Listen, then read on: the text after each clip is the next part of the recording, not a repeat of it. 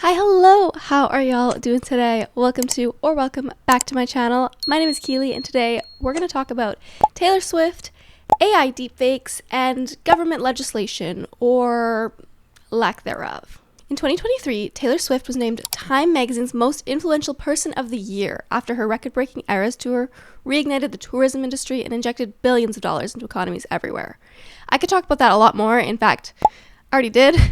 But today, we're talking about a new subsect of her massive influence. She may be finally the person that can pressure legislators into enacting much-needed AI regulations. This unfortunately comes as a result of a terrible situation where sexually suggestive and explicit AI images of Taylor were recently created and shared online for millions to see. You know how oftentimes risky intersections in cities don't have traffic lights or stop signs installed until a bad collision happens there? I feel like this can kind of be a metaphor for government response to a lot of situations. Always reactive rather than proactive. The United States federal government currently has no laws protecting against the creation or distribution of deepfake images, despite this being an ongoing issue that many women face. So hopefully a silver lining of this awful thing happening to a public figure with so much financial and political influence is that lawmakers might be forced to finally care.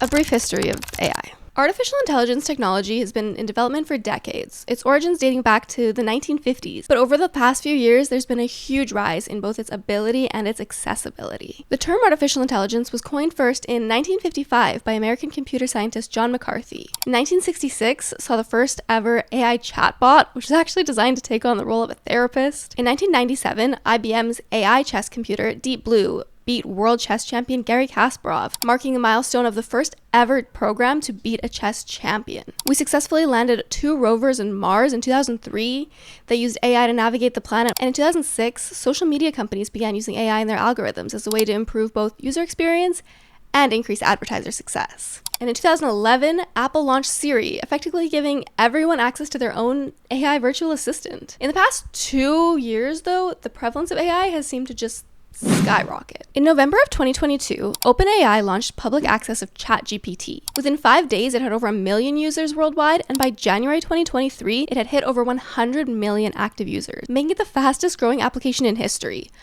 Later dethroned by Threads, but that's not this story. This impressive growth showcased just how much of a demand there was for this product, and over the past year, we've just seen more and more companies following suit with AI tools for users. Now that it's here, it's clear that AI isn't going anywhere anytime soon, but along with all of its benefits, there's also a lot of problems and harmful uses of this new technology. The specific type of AI in question today is deepfakes. Deepfake technology essentially involves taking images or videos of a real person and using AI to make this person do or say things that they haven't actually done. President Trump is a total and complete dip. This technology first popped up around 2017 and has had various uses like making politicians appear to say things they haven't or making comedic videos of friends or celebrities. But the main application that's made up over 90% of deepfake usage is artificial pornography of real people. Usually used to target women, this is an extremely malicious and degrading practice that has largely flown under the radar of many government officials for years. The Taylor Swift situation. While non-consensual explicit AI deepfakes have been affecting women for nearly a decade now, this happening to Taylor Swift might just be the most widespread high-profile case so far, and hopefully ever. The photos in question were shared to Twitter on January 22nd, but allegedly had been posted elsewhere on the internet about a week before that. On Twitter, they were viewed over 45 million times before action was taken and they were removed. On top of removing the images and suspending the accounts responsible, Twitter also banned the term Taylor Swift from its search bar for 48 hours following the incident. Taylor's team has allegedly threatened legal action over this, and rightfully so, but a big question that's up in the air is, are there legal grounds to fight this? Of course, the answer should be a resounding yes. Of course. That might actually not be the case. With AI technology still being a fairly recent development, lawmakers have not quite caught up yet, and creating explicit deepfakes of real people is actually not yet considered a federal crime in the United States or Canada. It should be. It should be. Taylor Swift is only the most recent in a long line of women who have been victimized by this exact same problem. In December 2023, several girls at a Canadian high school were victims of explicit deepfake content using their likeness.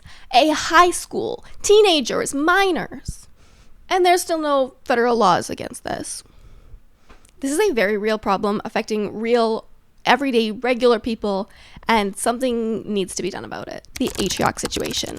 Another fairly high-profile deepfake scandal in my recent memory was about a year ago when Twitch streamer Atrioc got caught red-handed viewing and even paying for AI pornography of other Twitch streamers. Obviously, this revelation was traumatizing to the victims who learned that they were on this website, but by getting caught, this brought a ton of attention to the situation and issue, which was able to lead to some positive action. Atrioc ended up genuinely apologizing to the women affected and decided to become a force for good, helping to fight for takedowns of this explicit content. He contributed $60,000 to law firm Morrison Rothman, who were able to help any victims with DMCA takedowns of content using their likeness. He also began working with a company called Certus, which ironically uses AI technology to scan the internet for things like deepfakes. And with the help of a couple of other large creators, including Cutie Cinderella, Pokimane, and Amaranth, they've been able to get several deepfake websites shut down. While I think it's terrible that things have to get to this sort of tipping point before any action is taken, I'm glad to see things being done later rather than never.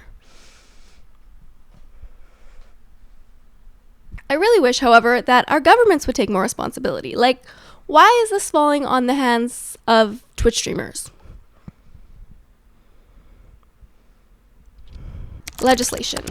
Because most laws surrounding the distribution of intimate images were written before the prevalence of generative AI that we see today, most of them do not mention or offer any sort of protection when considering altered images, which is a huge misstep that needs to be addressed as soon as possible. Did you know that currently only 10 US states have criminal laws against sharing non-consensual deepfake images? That leaves 80% of the country unprotected. On Tuesday, January 30th, just a week after the explicit Taylor Swift deepfake circulated the internet, United States lawmakers proposed the Defiance Act, or the Disrupt Explicit Forged Images and Non-Consensual Images Act. If passed into law, this will allow victims to sue both creators and distributors of deepfake content, and such material would be classified as digital forgery. Senator Durbin, one of the authors behind this act, stated that while the imagery may be fake, the harm to the victims from the distribution of sexually explicit deepfakes is very real. Victims have lost their jobs, and they may suffer from ongoing anxiety and depression. He also expressed that he wants this law to be able to give power back to the victims. You guys are going crazy. Wait, can you guys see my cats? They were calm all evening, and then I start to film. This actually is not the first attempt at passing a law of this kind. Last May, Congressman Joe Morrell introduced a bill titled the Preventing Deepfakes of Intimate Images Act, which aims to make the creation and sharing of non-consensual intimate deepfakes a criminal offense.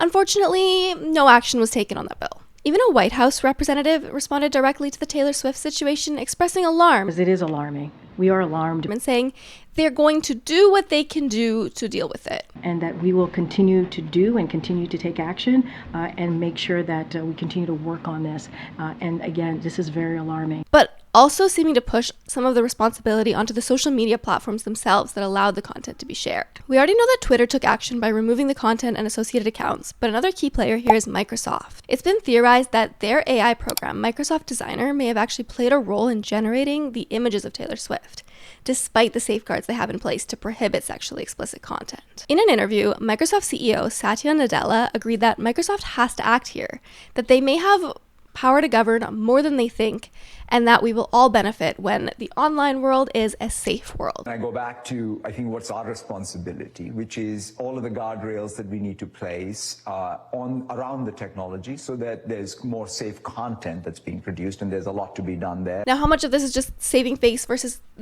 actual genuine care, we don't know, but action is better than inaction. Action is better than inaction. Another Microsoft spokesperson further addressed the situation, saying that out of extreme caution, we are investigating and have strengthened our existing safety systems to prevent our services from being used to help generate these images. Because the internet is, of course, such an international thing, I do believe that both federal governments and online platforms will need to work together to combat this growing issue that is disproportionately affecting women. In Canada, of the 8 provinces that have intimate image laws, not all provinces, first of all, is insane. Only 4 of them include protections for altered deepfaked images. BC was the most recent to pass this, with a law coming into place on January 29th, 2024, allowing people to go to a civil resolution tribunal to get any intimate images taken down, whether real or altered, and to seek damages from the perpetrators. BC Premier David Eby stated if Taylor Swift is not immune from this, certainly British Columbians are not, and that this situation represents a call to action for governments and tech companies alike. While he's right, once again, why did we wait for it to hit Taylor Swift when we've known this has been a problem? The Canadian federal government has also expressed their intention to include deepfake content in their online harms bill, citing the Taylor Swift situation as one of their key motivators, though this bill has not yet been passed into legislation since its inception in 2021, so it's hard to know when this could actually take effect. I'm tired. I know there's so much more that could be said here, but I'm going to leave it here for now. I certainly will be following, watching, to see if governments actually take initiative on these things that they're saying right now, or if it's just a hot topic for them to discuss. I really hope they keep their words and pass these bills into law and actually just do something. If you made it this far, thank you so much for watching. I appreciate it. Make sure to like, comment, subscribe if you enjoyed the video. Let me know what your thoughts on this whole thing are. What do you think the best course of action is on how to combat people creating deepfake images? I know it's a tough one, but there's got to be something. There's got to be something we can do, right? Anyways, thank you so much for watching. I freaking appreciate it, and I will catch you in the next one. Goodbye.